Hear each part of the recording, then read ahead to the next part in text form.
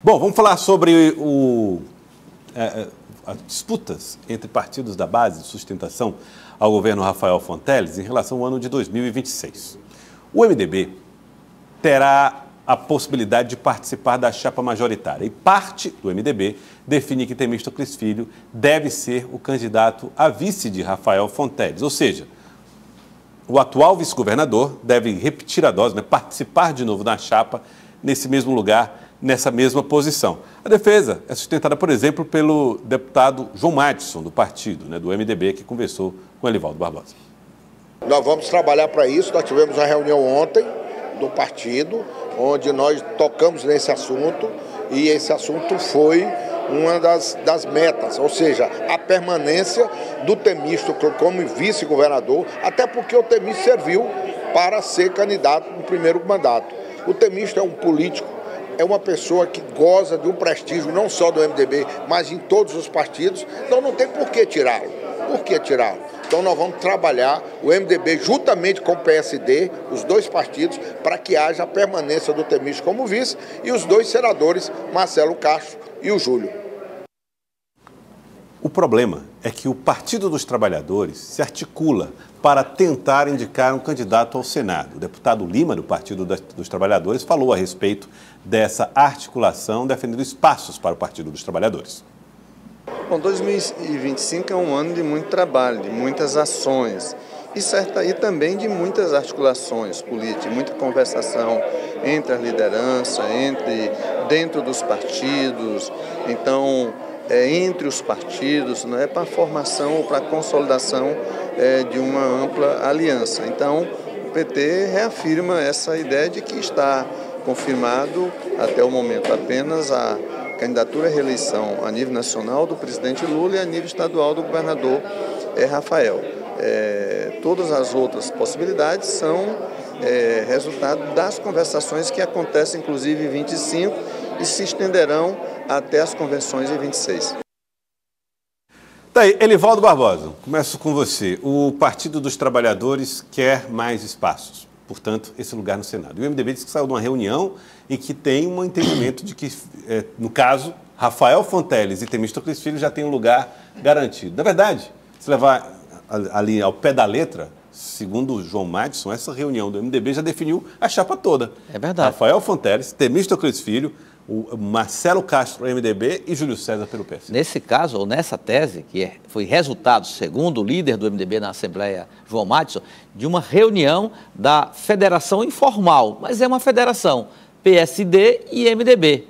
Os dois partidos juntos, com suas lideranças, definiram exatamente esse cenário que você revelou aí. Ou seja, a manutenção de Temístocles Filho, atual vice-governador da chapa majoritária como vice de Rafael, e já tem os lugares consagrados de Marcelo Castro numa senatória e Júlio César na outra. E aí o questionamento do deputado Lima. Quer dizer que vai sobrar para o PT, apesar da importância, é o principal lugar na chapa majoritária, mas apenas um lugar. Um assento, né? E 3 para uma coalizão só. Que você trata, né, Lívia? Aí MDB e PSD, uma coalizão só, é uma federação.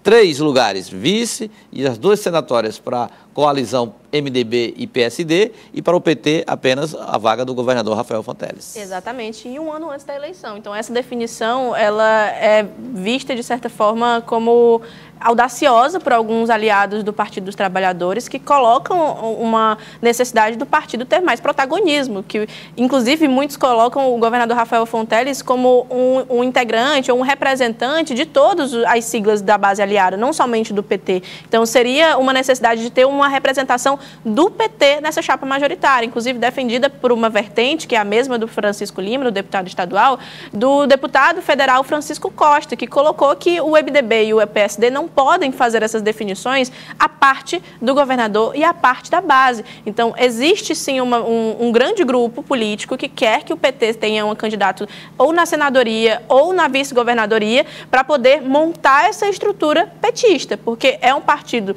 que foi em alguns momentos colocado em stand-by para poder criar-se um grupo político mais forte, mais robusto, mas que agora quer voltar aos holofotes do governo. A sensação que eu tenho, Elivaldo Barbosa, você vai me corrigir se eu estiver errado, é que naqueles diálogos que se fazem de entendimentos, de acordos, em que você pede você está me propondo uma negociação, um valor 10.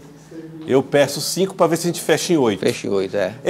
Me parece que esse tipo de proposição é um pouco nessa mesma perspectiva. Eu peço muito para ver se a gente fecha num bom lugar. E ao mesmo tempo, a minha dificuldade é tentar entender onde quer chegar cada um desses grupos, tanto o PT por um lado, quanto o MDB e PSD por outro, com esses pedidos tão antecipados, né? Mas, quem sabe, buscando um meio termo aí até 2026. E esse meio termo terá que existir, do contrário, a chapa fica desequilibrada. Eu creio que o PT não ficará com menos de 2 vagas na chapa majoritária e a coalizão MDB-PSD busca essa mesma condição. Qual vai ser o tamanho do palanque que será comandado pelo governador Rafael Fonteles? E essa composição, de que forma? Então, tem aí 2 questões. A quantidade de vagas para cada força política representada no bloco governista e os integrantes dessas vagas. O PT tem 2 correntes. Uma que acha que o principal é a indicação de vice de Rafael e outra que não. O principal é de senador e já tem pré-candidato a senador pelo PT trabalhando forte nessa direção, afirmando que essa vaga está absolutamente indefinida. Até corrige a cobertura jornalística, afirmando que a imprensa dá como certa a vaga, as vagas Marcelo Castro e Júlio César, eles negam completamente. Não tem nada definido. O que existe mais ou menos encaminhada seria Marcelo Castro, porque já é senador e teria a preferência na indicação nessa composição para 2026. Mas é uma situação de um enorme ponto de interrogação, Joelson, a respeito dessa composição majoritária para o próximo ano. Olha, eu quero agradecer aos dois. Lembrando que eu anunciei aqui a entrevista com o deputado Fábio Novo, do Partido dos Trabalhadores, mas em função do avanço nas votações na Assembleia, ele disse que não pôde sair da votação e, portanto, não conseguiu chegar a tempo aqui no Jornal do Piauí. Mas nós vamos, em breve, remarcar essa entrevista.